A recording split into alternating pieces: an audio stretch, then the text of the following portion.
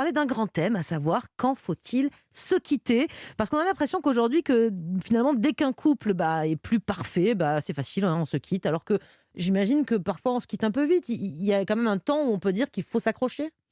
Alors, je crois que c'est pas si facile que ça quand même de se quitter, mais on est évidemment dans une société qui laisse à penser que dès que c'est défaillant, il faudrait se quitter, que de toute façon, la morale sociale ne va pas y voir quelque chose de négatif, puisque presque la majorité, notamment dans les grandes villes, sont des familles recomposées. Donc, Un ça, couple sur deux, je crois, divorce, hein, à peu voilà. près, hein, donc Donc, bon. c'est se dire qu'on se dit que c'est même presque une nouvelle injonction. Après l'injonction de devoir absolument résister et être tout Ne seul. pas rester quand ça va pas. Voilà, maintenant il faut aller bon train dans son plaisir, penser à soi avant tout, etc. Et puis advienne que pourra pour le reste autour de soi.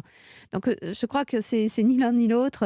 C'est pas une obligation de rester ensemble. C'est pas non Mais il plus. y a parfois des bonnes raisons de s'accrocher, quoi, c'est ça. Mais oui, parce que de toute façon, il faut comprendre aussi pourquoi ça ne va pas. Et souvent, ça ne va pas pour les raisons pour lesquelles on a aimé l'autre, d'ailleurs. Donc, il y a des aspects qui ont attiré notre attention, qui est à l'origine aussi de notre difficulté dans le lien à l'autre. Et puis, il y a des moments dans la vie d'un couple où nous avons des enjeux différents, des projets différents. Alors, certains se faisant à deux, c'est beaucoup plus facile de se sentir dans la même énergie. Et puis, il y a des choses qui, parfois, nous font un peu aller chacun regarder un peu autre part. Notamment, je parle des projets professionnels qui vont attirer plus l'attention à l'extérieur du couple qu'au sein de la famille. Mais pour autant, est-ce qu'il faut se dire que parce qu'on ne regarde pas dans la même direction, parce qu'on ne veut pas tous les deux acheter une maison, un chien, un poisson rouge, eh bien donc c'est qu'on n'est pas fait pour être ensemble, alors qu'il y a des moments où l'être humain a besoin de se réaliser et le couple n'est pas là pour l'éteindre. Ah, j'ai été vérifier vos chiffres, Mélanie. Vous avez dit un couple sur deux finit par divorcer. C'est vrai. Bah oui, C'est hein, pas une je fake savais, news, je hein. donne Non, des non. bons chiffres Non, mais un parfois. vrai Oui, oui. travail de journaliste, hein, bravo. Mais Non, du mais ça coup, c'est connu ça quand même. non, mais ça me paraît tellement énorme. Mais est-ce qu'on peut se dire que la période de confinement et de Covid aura raison de beaucoup de couples? Est-ce que vous avez vu plus de souffrance que d'habitude? On a plus de mal à supporter. On n'est que mercredi, hein, du troisième confinement. Ah, non, Attendez un peu encore. non, mais qu'on les voit tout le temps, tous les jours, là, on peut comprendre qu'on en est marre. Mais est-ce que ça peut être un motif On de fera le rupture? bilan. Ouais. Alors, je crois que beaucoup de couples ont souffert effectivement pendant cette période-là parce que justement, il manque tous les à côté qui permettaient au couple de faire l'illusion d'une adéquation. Ceci étant, j'ai trouvé aussi qu'il y avait beaucoup de couples qui étaient revenus à l'essentiel, qui n'est pas nécessairement sexuel justement. Et l'essentiel, c'était d'être ensemble, c'était d'avoir des projets ensemble, c'était peut-être d'être moins tourné sur l'image de soi, de ce que la société attend de soi et ce que j'attends de moi et de ce que j'ai bâti avec un autre que moi.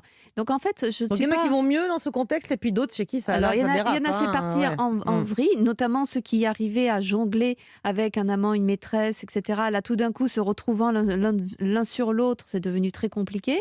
Ceux qui arrivaient à jongler aussi avec des boulots qui les absorbent beaucoup Mm. et qui tout d'un coup se sont retrouvés Et des les yeux soirées au dans les resto yeux. avec les amis et des machins, Voilà, tout où ça. on Ouais. fait beaucoup de bruit, beaucoup de trucs tout autour. Et, Mm. et du coup, évidemment, là, c'est la rencontre qui s'est avérée douloureuse.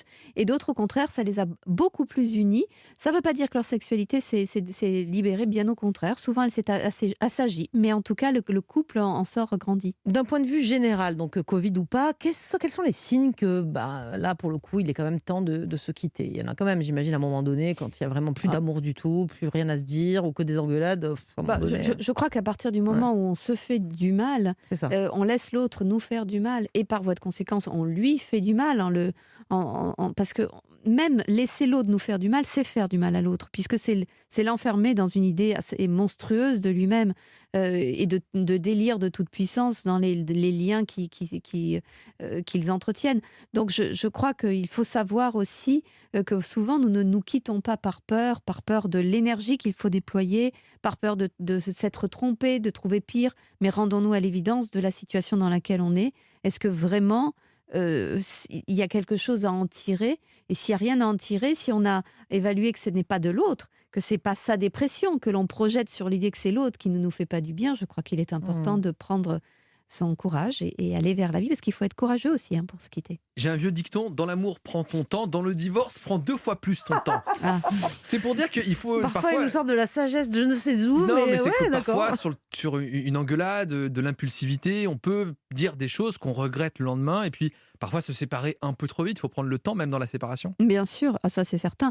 Il était bon le dicton de Jamie Il est Mohamed. super, alors. je l'adore. D'accord. Mais de toute façon, je dirais qu'on se dit souvent des choses. On devrait d'ailleurs tourner vraiment 7 fois notre langue dans notre bouche avant de parler. Et de tweeter. Et les de deux. tweeter, les deux, exactement. Je sais, alors c'est peut-être pas que la langue dans la bouche, Ouais. aussi je sais pas.